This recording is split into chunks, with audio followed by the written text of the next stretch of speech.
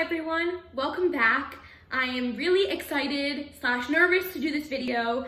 The video topic is Tzniut, which is roughly translated as modesty, but we'll get to my issues with that translation later. Before I begin, I want to make a public service announcement that this is not a halacha shiur, meaning this is not a class about the Jewish laws pertaining to modesty, Tzniut, not at all. That's not what's happening. There are so many opinions, and I'm just not going to discuss them. You can do that on your own time and you can find what's right for you. I'm just kind of talk about my journey to Tzniut and kind of the big picture, more philosophical aspects behind it. I'm not going to tell you what to wear or how to act or how to speak. That's not what this video is for. So let's get to it.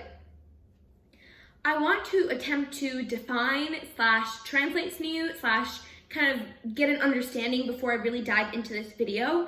In seminary, I was given a packet in my Jewish Women in Halacha class. It was an essay by Rabbi Dr. Norman Lamb, and he talked about Tzniut. And I think what was so amazing about this packet is he did not discuss halacha at all. He did not discuss shirts to here, neckline to here, skirts to this length, not at all. He did not discuss that at all. And I just want to read a quote that he said before I begin, because I cannot summarize it or say anything better than he put it, because he really put everything so eloquently and so nicely.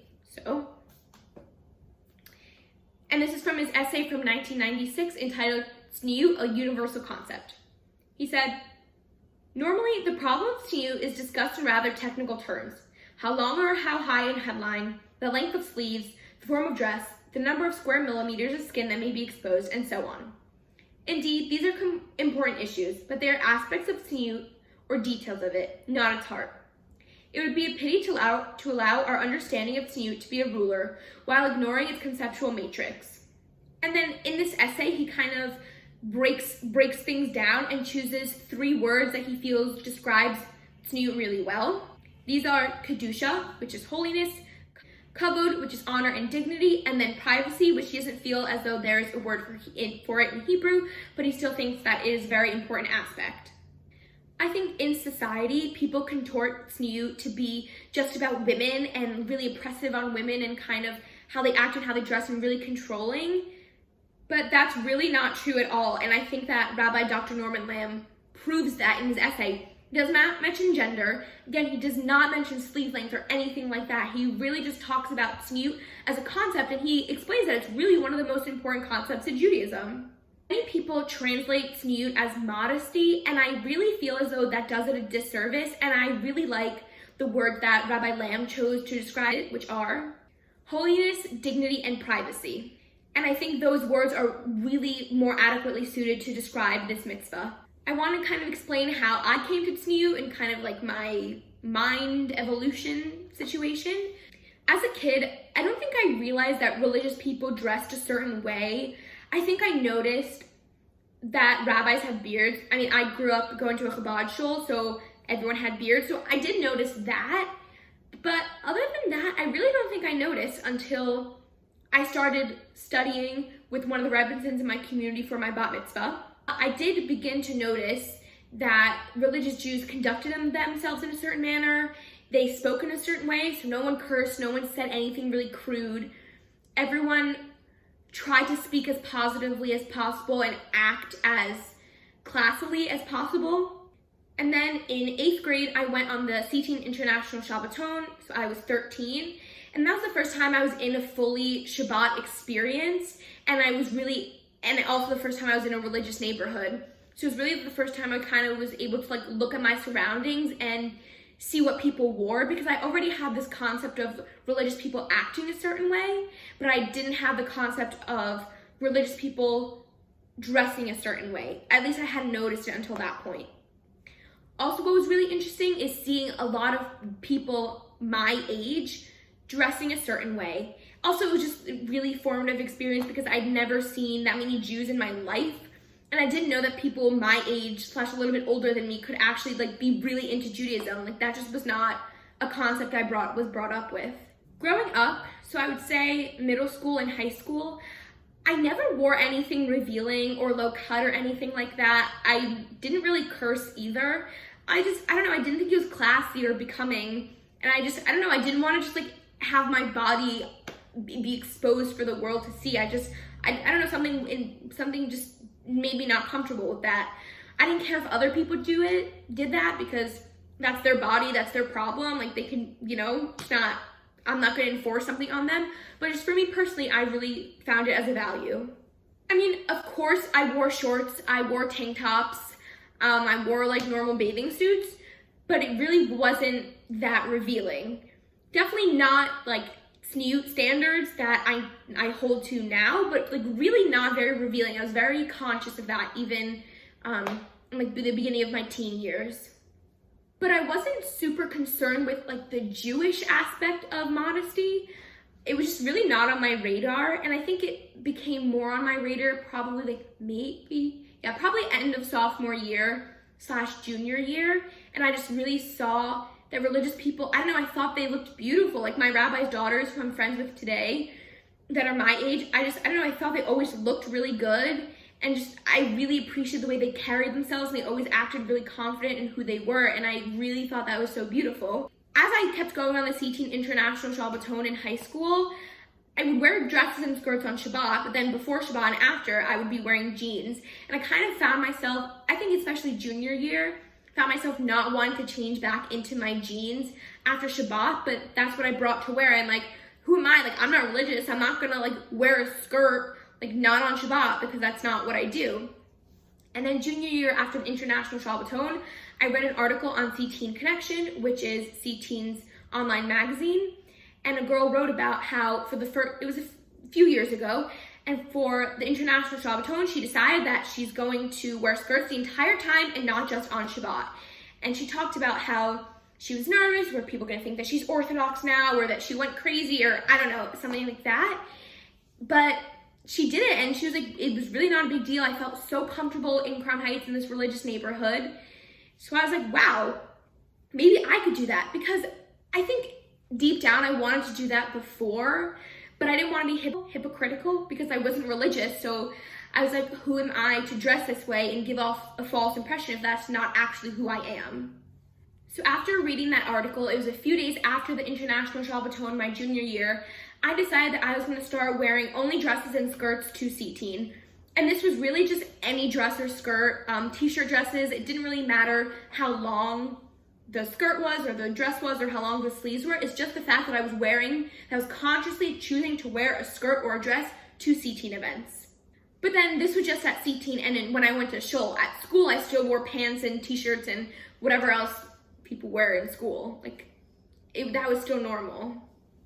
And then towards the beginning-ish of my senior year of high school, I decided to take a gap year and go to seminary in Israel, and my seminary has a dress code. So from then on, I decided that whenever I go shopping, I'm going to buy things that are in this dress code, because also a lot of my stuff wasn't. And if I was going to go away for a year, I needed to have clothing to wear. And then gradually through C-Teen, I was getting more comfortable wearing dresses and skirts.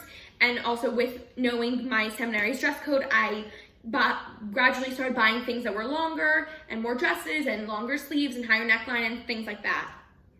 And this is also something that when I was becoming religious, I knew that this was something that I wanted to do. I really saw the beauty in it, and it wasn't hard for me. I'd say the hardest part was just like being in public with like people that I know there. It's still hard for me now. I would say I really became more serious about Tzniut after I graduated high school. As I mentioned, as I was becoming religious, I knew that this is something that I wanted to take on.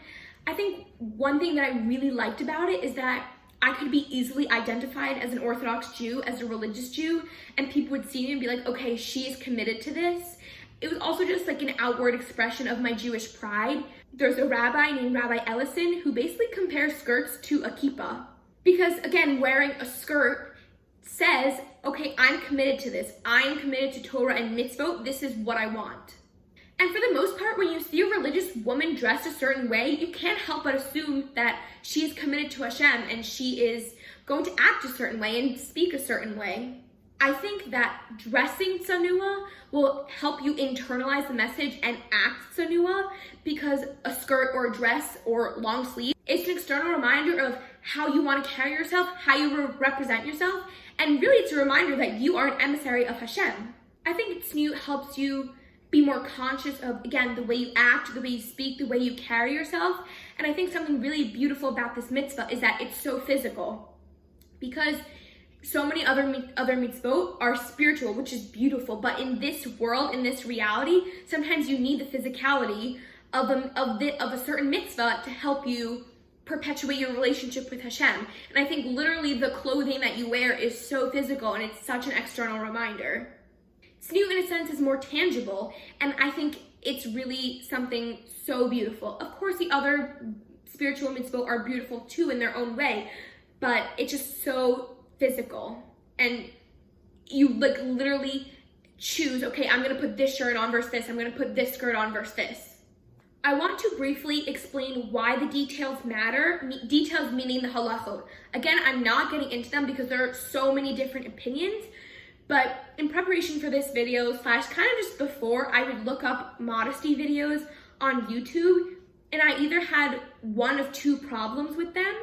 Well, first of all, there usually are not Jewish videos on modesty, so they're more like Christian or other religions. The first problem I had with the way that these other people explain modesty is that they would usually make it sound really icky. And by that I mean that we only dress a certain way for men. We only cover up, which I have a problem with that, for men. And men can't control themselves, so we have to do something about that, and we have to cover up. No, ew, that's so not inspiring at all. Like, I really cannot imagine someone's like, I'm so inspired by that. Like, this is why I dress a certain way. Absolutely not. This idea that men can't control themselves and that sexuality is inherently bad and your body is inherently bad and evil, and like, oh my gosh, it's so icky. Like, I literally cannot. Like, I'm so sorry if people learned modesty that way, but that's so gross. Like, why? No. My second issue with the way that a lot of modest videos on YouTube explained modesty is that they made it sound really subjective. And what I mean by that is everyone can choose their personal standards, and if you think this is modest, then I'm sure it's fine. So they would say things like, if you think tank tops are modest, great. If you think jeans are modest, great. That is not the Jewish approach. The Jewish approach is that the details, mean the halacha, matter. Because these details, in a sense, are God's love language. And if we want to make a connection, then we have to speak her love language. This is how you build a connection. There's a story that I heard that I really liked, kind of explaining why details in Judaism matter. So someone that went to a halacha class and had a question but didn't want to interrupt the rabbi. So afterwards he went up to the rabbi and said, Rabbi, I really don't understand, like, why do the details matter? Like, I don't get it. Shouldn't I choose the way that I want to feel connected to Hashem? The rabbi said, listen, I'm so sorry, I have to run home, but here, like, let me give you my email and I'll email you and we'll talk and we'll set up a time to chat. Great. So this person emails the rabbi, and then a week goes by, no response. 2 weeks go by, no response. So he calls the rabbi and he's like, what the heck, I emailed you, and like, why aren't you responding? He goes, that's so weird, I didn't get an email from you. Why don't you read back my email to make sure that you have it right? So he read back the email, and the rabbi was like, oh, you forgot the dot. And because he forgot this dot, this one thing, this dot in the com, the email didn't send. So the details do matter, because if you miss one letter or even the dot in someone's email, it's not the right email, they're not gonna get the message. So I thought that was a really interesting way of being like, wow. I don't know, when I heard that story, it really, really made sense to me and really resonated with me. Now, of course, I'm not talking about if you're just starting out on your journey and you're just not ready to dive right in, and I definitely do not suggest diving right in. I think you should take it really slowly and build up to where you're comfortable. If something that you want to work on is neckline, great. You could still wear t-shirts just with a higher neckline, still wear pants, and just really work on that higher neckline. Or maybe you want to work on longer sleeves, but you're still wearing pants. That's fine. Maybe you want to work on wearing dresses and skirts, but you're not ready to wear it to a certain length. That's fine. It's a process, and I think you should enjoy the journey, and the journey is beautiful, and really, really go slowly, because that's how you will keep it sustainable, and that's how you build up so that you're comfortable. My biggest tips if you are on a modest journey is follow modest Instagram accounts. So I will post some down below. And also, if you're not ready to start on the clothing, that's fine. Work on acting in a tzniut way, meaning be aware of what you're saying and how you're saying it. Be aware of how you're acting and presenting yourself. This was a super brief, super skimming the surface of Tzniut and what it's about, and it's really a surface level discussion, but I hope you enjoyed and I hope it gave you things to think about, and I hope this was not another icky modesty video on YouTube. If you have any questions, if you want me to make another video, please let me know in the comments, and I'm happy to try to continue this conversation. Bye!